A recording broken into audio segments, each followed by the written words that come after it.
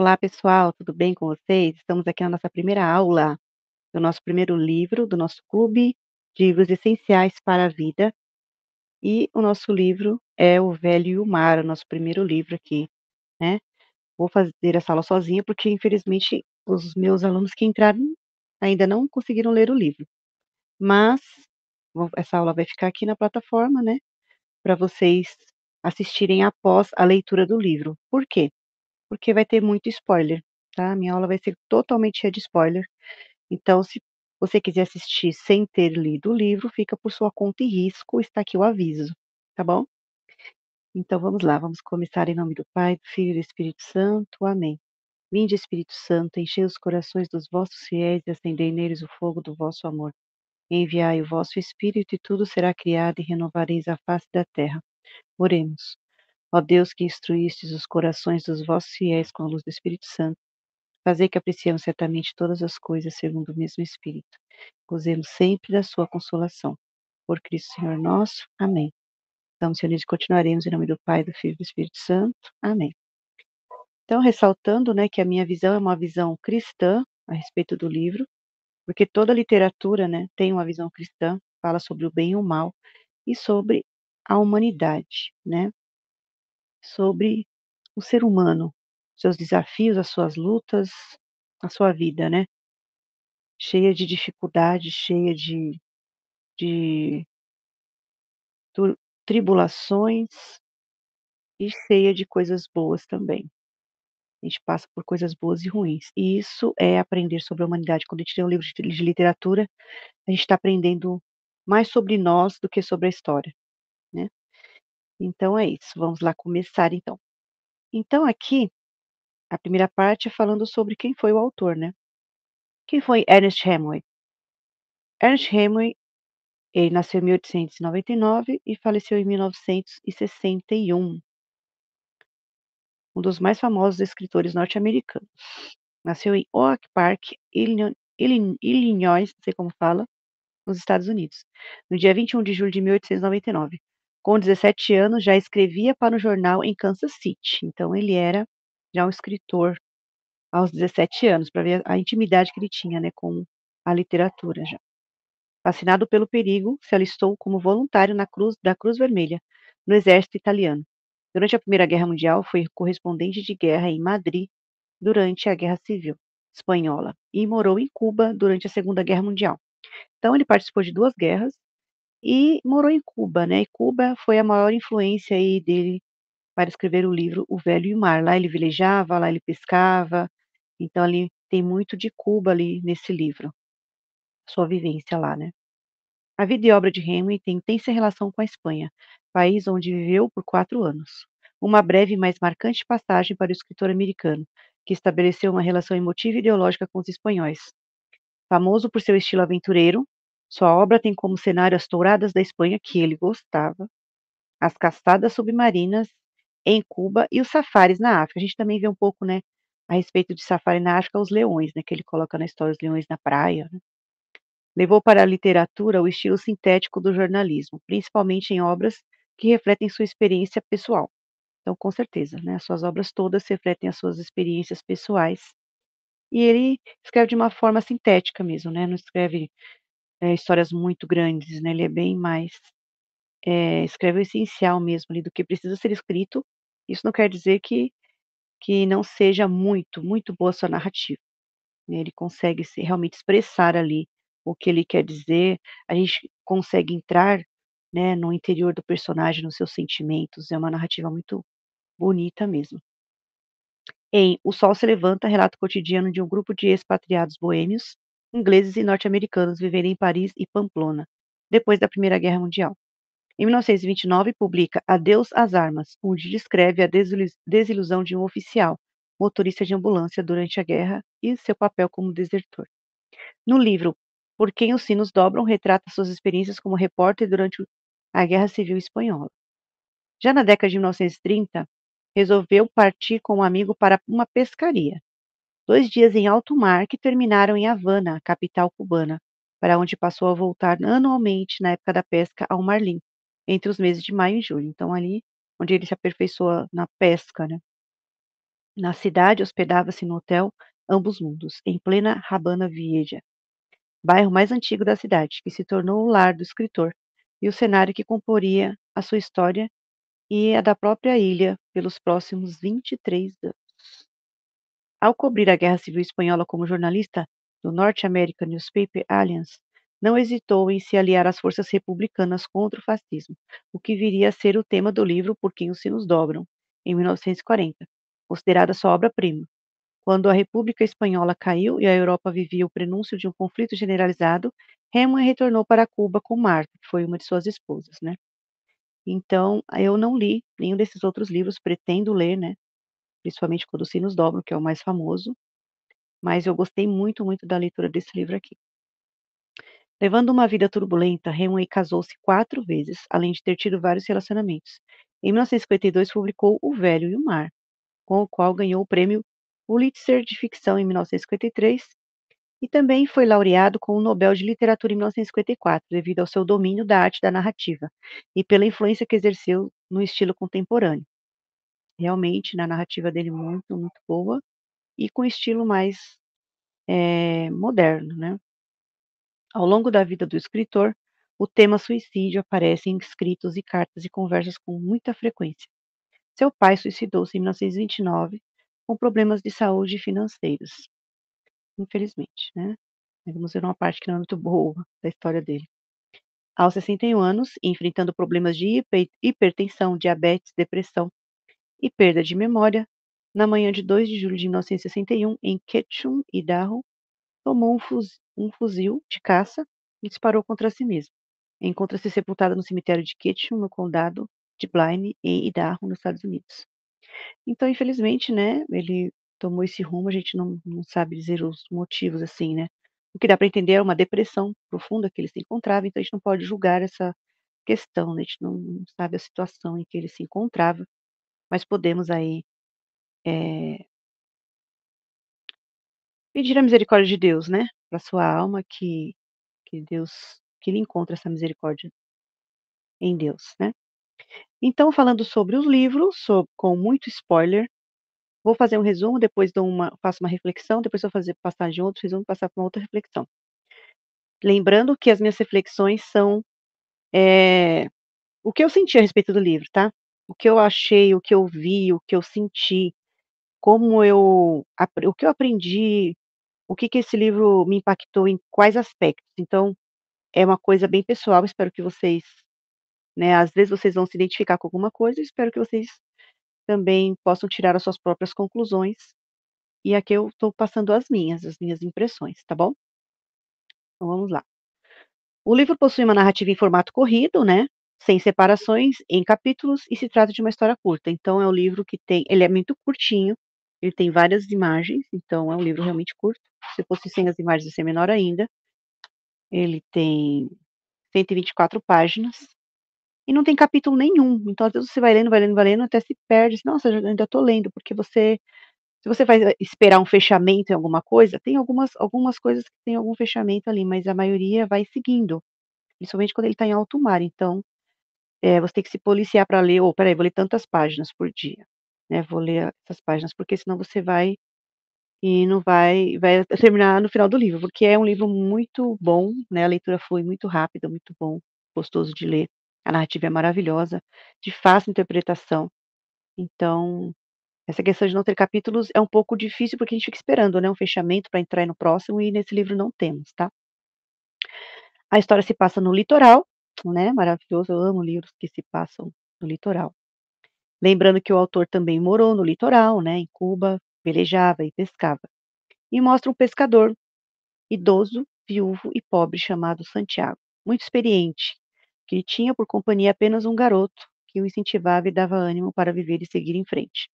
Então a gente vê que ele é viúvo, né, tinha um retrato lá na casa dele, na casinha simples dele, da mulher que faleceu, tinha até a imagem do Sagrado Coração de Jesus, tinha coisas bem simples, né, a cama tinha, se não me engano, com palho, era com jornal, não tinha nem colchão.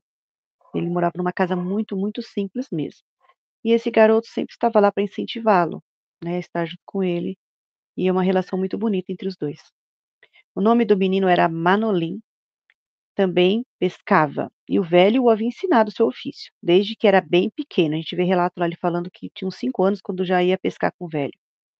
O menino havia sido proibido por sua família de pescar com o velho, pois ele estava com má sorte, né, já que não conseguia pegar um peixe há 84 dias. Então, o pessoal da pesca, né, tem essas coisas, essas superstições, né, até hoje.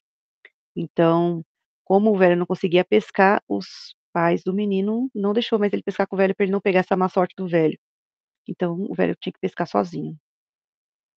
Mesmo tendo de seguir sua jornada sozinho, não admitindo seu fracasso e que precisava de ajuda, o velho se preparou para sua nova ida ao mar, onde tinha por determinação a pesca de um grande peixe. Então ele tinha esperança. Agora eu vou pescar um grande peixe. Isso vai resolver todos os meus problemas, porque para um pescador não conseguir pescar, né, é uma coisa muito difícil, porque ali depende a sua vida, né, a sua alimentação, comprar coisas para comer, vender o peixe para poder comprar outras coisas. Então ali ele estava passando realmente uma situação muito difícil, sem conseguir pescar, dependendo apenas da ajuda do menino. Então, assim, ele poderia pedir ajuda de outras pessoas, mas ele também não queria. Tanto que quando o menino falava assim: "Ah, você tem que comer", ele falava: "Tenho", mas o menino sabia que ele não tinha. Então, ele precisava muito, muito voltar a pescar e conseguir, né, pescar o peixe. E só que ele colocou na cabeça que teria que ser um peixe, o peixe, né, para resolver todos os seus problemas. O menino ajudava como podia, muito triste ao ver a sua miséria, mas não comentava nada sobre isso. Aí a gente vê, né, como o menino era sensível. É muito bonito ver os diálogos deles, muito bonito mesmo. Então vai a minha reflexão aí a respeito dessa parte da história. Aqui podemos ver a sensibilidade do menino, muito diligente em ajudar o velho, mesmo sem o apoio de sua família. Ele possui muitas qualidades, esse menino, como caridade, diligência, respeito, empatia e conselho, que também é um dom, né? Um dom do conselho. Ele seria ali um mentor do velho, né? Ao contrário do velho ser o mentor do menino, o menino que era o mentor do velho. O velho, apesar de triste, é muito experiente e esperto em sua profissão, demonstrando bastante habilidade. O único problema estaria em não querer pedir ajuda aos companheiros de pesca do povoado, querendo resolver os seus problemas como quando era jovem, e não admitindo a sua fragilidade de idoso. Isso a gente vê, né, acontecer realmente quando as pessoas estão idosas, a maioria não quer admitir sua fragilidade, não quer pedir ajuda, então a gente tem que ficar atento a isso também. Há uma grande conexão paternal entre ele e o menino, com diálogos muito delicados e bonitos, a respeito de esportes, de pescaria e de outras coisas cotidianas. Simples, mas de tão grande importância para um bom convívio entre as pessoas. É incrível, né? Porque como é importante esse diálogo entre as pessoas, nessa vida cotidiana, você tratar o outro com respeito, você conseguir dialogar com a sua família, falar sobre coisas simples, mas mostrar que você se importa. Isso é muito bom, muito importante para as pessoas, no nosso convívio, né. Isso deixa o leitor com aquele quentinho no coração e até nos faz lembrar de alguma convivência passada com a nossa própria família, né, pensar nos nossos avós, pensar nos nossos pais, pensar na nossa convivência, né, na infância também. Então essa foi a minha reflexão da primeira parte. Então vamos continuando aqui com a história. Enfim, o velho vai em busca de seu grande peixe, otimista em que tudo dará certo.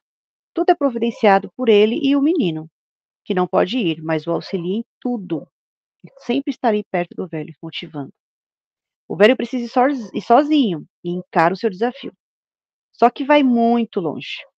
Isso o faz ficar muito afastado e perdido, mas ele está determinado e seu sentimento acaba se tornando uma obsessão em pescar este grande peixe. Aí eu coloquei aqui um adendo que se lembra Moby Dick, né? Quem já leu Moby Dick ou já ouviu falar, já viu o filme, sabe que é um senhor também que ele quer porque caçar esse grande peixe, né, essa baleia, e ele é uma baleia muito ruim, que ninguém consegue caçar. Ele consegue persuadir uma tripulação inteira a caçar essa baleia, nem que fosse custar a vida de todos. Então ali, uma grande obsessão. Isso lembra um pouquinho, né, a obsessão do velho, que foi um pouco menos do que a do homem do Moby Dick, né, do protagonista de Moby Dick. Essa obsessão aumenta quando ele consegue pescá-lo, ele vai e consegue, né, foi difícil, mas ele consegue pescar esse peixe. Mas é tão grande que nem consegue matá-lo de imediato, ou colocá-lo para dentro do barco depois, porque não cabe, não cabe dentro do barco, né. Ele se machuca, passa por dores, medo, frio, calor, fome e corre risco de morte. por causa desse apego ao peixe e às suas convicções. Será que se ele não deixasse o peixe para lá, não seria melhor? Não seria melhor ele ter deixado o peixe, poder voltar mais para perto do povoado, pescar peixes menores, né? Procurar uma coisa menor? Às vezes a gente procura coisas maiores do que a gente pode alcançar, a gente quer porque quer e não quer dar o braço a torcer de que não dá certo, então aí ele passou do limite mesmo, né. Ele não quer desistir, e passa dias sofrendo por causa da pesca, machuca as costas com a corda, machuca as mãos, né, machuca o rosto, então assim, ele não quer, né, deixar de jeito nenhum. Mas quando parece que as coisas não podem piorar, que a gente fala: "Meu Deus, né, o que que falta acontecer para esse senhor aí?", acontece coisa pior. Né, ele consegue amarrar o peixe ali do lado de fora do barco e aparece tubarões para comer a sua preciosa presa. Então os tubarões ali vão lá e, aos pouquinhos, vão lá dilacerando todo o peixe. Ficamos bem angustiados com a descrição das cenas, com os monólogos do velho, que acaba delirando, sozinho em alto mar, com as suas lembranças do passado e esperanças no futuro.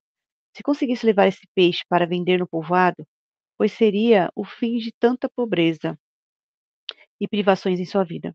Ele até se lembra de rezar. Então a gente vê uma parte aí que ele até reza Ave Maria, né. E ele tem essa esperança: "Será que eu vou conseguir, né, levar esse peixe para o povoado?", né. Eh, ele tinha muita esperança, né, de poder melhorar a vida, mas ele sonhou mais do que ele poderia fazer, né. Mas mesmo assim ele não arredou pé. Mas ele não consegue livrar o peixe dos tubarões, que o devoram pouco a pouco. Por outro lado, com a perda gradual de toda a carne do peixe, o barco fica mais leve. E ele consegue levantar a vela e voltar para o povoado. Então ele está péssimo, ele está quase lá, né, desfalecendo. Mas com o tubarão mordendo, comendo a carne do peixe, o barco volta a ficar leve, a vela pode voltar a ser levantada e ele pode voltar para o povoado. Então aí a gente pode lembrar, pensar em desapego, né? Desapegar de algumas coisas que estão nos prendendo, para a gente poder voltar para casa, né? Voltar para o primeiro amor, voltar para o que realmente importa. Assim ele só traz a carcaça do peixe, que ele tanto conversava, admirava e amava, né? Ao contrário do Moby Dick, ele amava esse peixe, ele conversava com o peixe: "Ah, eu não queria te matar, mas eu preciso", né. Então é bem interessante o diálogo dele com o peixe também. Ele volta para casa, destroçado, acabado, caindo e levantando várias vezes.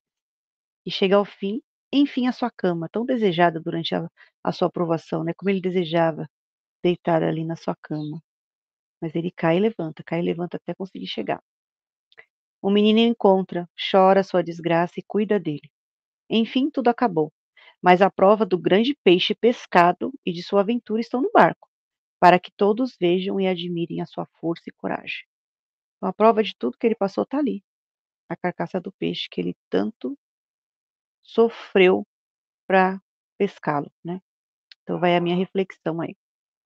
O velho tem uma missão: buscar o grande peixe, cumprir a sua meta para o problema atual, para melhorar a sua vida. O velho somos nós.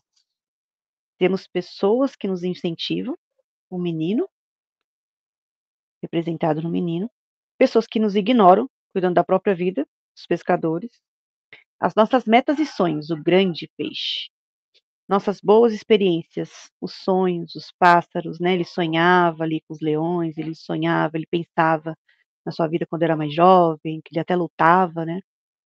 O pássaro que ele encontra, que também estava ali descansando, ele conversa com o pássaro. Nossos obstáculos, os tubarões, né, nossas provações ali. Então temos dias bons e dias ruins. E assim segue a nossa vida. O velho representa também que às vezes é hora de parar e recuar, que precisamos de limites, como ele mesmo fala, mas a sua teimosia e ambição não lhe permite. Ele quer algo maior do que pode caber em seu barco, a sua capacidade humana. Ele luta com o peixe e luta com ele mesmo, em pensamento. Ora procura justificar seus erros, ora se culpar por tudo. Nós também somos assim. Mas ele luta para que não precise lutar depois. Ele fala, né: "Eu luto para que não precise lutar depois". Ele acha que ali vai resolver todos os seus problemas, será? Né, enquanto a gente estiver vivendo neste mundo, enquanto estivermos vivendo aqui neste mundo, os nossos problemas não vão ser todos resolvidos, não tem como. né, nós estamos no vale de lágrimas, então, ele por mais que ele conseguisse pescar esse peixe, não estaria tudo resolvido na vida dele, porque a vida é uma eterna luta, né. Hã, enfim, admite que foi longe demais, ele fala, né: "É, eu passei dos limites, né, peixe". Depois de ver que o peixe já estava sendo perdido. Só ficaram a carcaça do peixe e as marcas da luta em sua própria carne. Da luta entre ele mesmo e sua consciência. Quantas coisas poderiam ser evitadas por nós se tivéssemos o discernimento e o bom senso de parar? Quantas coisas nós poderíamos ter evitado se a gente deixasse a nossa cabeça dura de lado na nossa vida, né? Muitas coisas. A prova ficou na carcaça. A prova da luta, da batalha dentro dele mesmo. Talvez agora o respeitem e talvez não. Enfim, valeu o esforço de provar algo para alguém ou para si mesmo? Às vezes a gente faz as coisas com tanta vontade, tanta convicção, às vezes é só por orgulho. É só porque a gente quer provar alguma coisa para alguém. É só porque a gente quer aparecer para alguém. E valeu a pena? Aparecer para quê? Para os pescadores que não ligavam para ele? Por quê? Isso ia adiantar alguma coisa? Passar dos limites e arriscar sua vida por um ideal não tão importante assim? Nós temos ideais importantes, mas alguns outros, né, ideologias, pensamentos, convicções que às vezes não são tão importantes assim. Vale a pena? E nós? Pelo que lutamos? Será que vale tanto assim? Vamos pensar, né? O que nós estamos lutando hoje em dia, o que nós estamos fazendo hoje em dia. Vale tanto a pena assim a gente arriscar a nossa própria vida, a gente maltratar nós mesmos para provar coisas para alguém, a gente abandonar o que é importante, né? O velho até tinha esquecido de rezar, aí lembrou ali na hora porque nem sabia direito mais, de tanto que ele não se importava mais. Então, vale a pena? Quais são as nossas prioridades? Será que estamos nos machucando sem necessidade? Ele se machucou muito, né? Talvez fosse melhor ficar num lugar seguro, contando com o apoio das pessoas que nos amam de fato e que não precisam de prova nenhuma para isso. Fica a reflexão. Então, para o garoto não precisava provar nada, né? O garoto já o amava. Então, talvez não fosse necessário tudo aquilo que ele fez, né? Então, a minha conclusão é: um livro maravilhoso, amei muito esse livro, que nos mostra as batalhas dentro de nós mesmos e na nossa vida, com bons e maus momentos, com pequenas e grandes tribulações, mas com a certeza de que ao voltarmos para casa, mesmo em meio às quedas, podemos ter a certeza de que alguém está por nós, torcendo para que nos encontremos e, enfim, busquemos apenas o que realmente importa. Então, sempre tem alguém por nós, né? O que que realmente importa? O nosso lar eterno. É para lá que nós estamos destinados, nosso lar eterno. Sendo bom ou ruim, é o nosso destino. Deus sempre está conosco. Então ali o garoto também pode ser representado como se fosse Deus estando ali esperando, né. Está ali incentivando, está ali: "Tudo bem, você quer fazer isso? Vai, mas eu estou aqui esperando você voltar. Estou aqui esperando, né, você passar por isso, por essa prova, mas eu estou aqui". Eh, Deus está sempre conosco ao longe, apenas esperando a oportunidade de entrar em nossa casa, que seria o nosso próprio coração, e cuidar de nós. Curando nossas feridas com toda a dignidade, como o garoto curou as feridas do velho, foi buscar comida e conversava com o velho e quando saía, saía chorando, né, com o coração partido, mas tratando do velho, porque ele o amava de verdade, né. E Deus nos trata com toda a dignidade, porque Ele nos fez merecedores, por causa do seu grande amor. Então Ele nos trata com dignidade. Não é porque nós merecemos, mas Ele nos fez merecedores, morrendo numa cruz, né, por amor. Não busquemos menos do que isso, sermos chamados filhos de Deus. Então, busquemos ser, né, buscar essa dignidade de ser filhos de Deus realmente. Nós valemos muito mais do que qualquer outra coisa, assim, de ficar querendo provar quem nós somos, ou sei lá, nos machucarmos sem necessidade, para provar alguma coisa para alguém ou por um pecado que a gente não consegue largar, por uma obsessão. A gente tem que pedir forças para Deus, esse alimento, né? Essa ajuda, curar nossas feridas para que nós possamos ser dignos sim, desse amor. E que pena, né, que o próprio autor não chegou a essa conclusão, que ele era muito digno de Deus, ele era filho de Deus, digno de Deus. Mas temos sempre a esperança, né, como o velho tinha. E a gente dá cabeçada mesmo, a gente às vezes faz coisas erradas, mas temos que voltar para o nosso primeiro amor e pedir perdão e falar: "Eu quero ser tratado, cuidado por vós, Senhor". Então, Deus está sempre ali, observando as nossas quedas, as nossas lutas, e aí a gente vai aprender também, né, com todas essas coisas que a gente passa, essas quedas, essas dificuldades, a gente também aprende. Aprende a valorizar mais a nossa vida, a valorizar mais as pessoas que nos amam. Então, é isso, gente. Esse livro aqui eu achei muito, muito, muito bonito, gostei muito. E faz uma grande reflexão, nos traz uma grande reflexão sobre a nossa própria vida, o que que nós estamos fazendo, o que que nós estamos buscando, vale a pena ir atrás desse grande peixe aqui, né, largar tudo, ficar isolado para ir atrás desse grande peixe, ou não?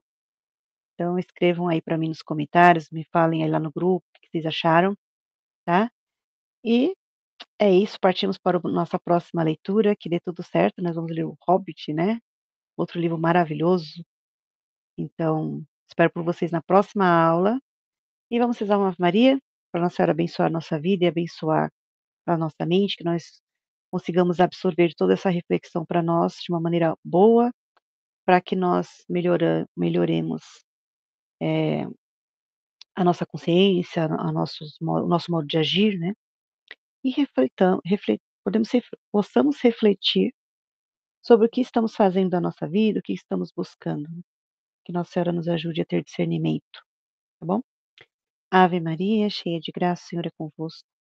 Bendita sois vós entre as mulheres, bendito é o fruto do vosso ventre, Jesus.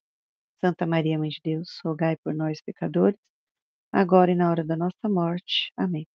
Estivemos reunidos e continuaremos em nome do Pai, do Filho e do Espírito Santo. Amém. Fique com Deus, beijos e até a próxima. Tchau, tchau.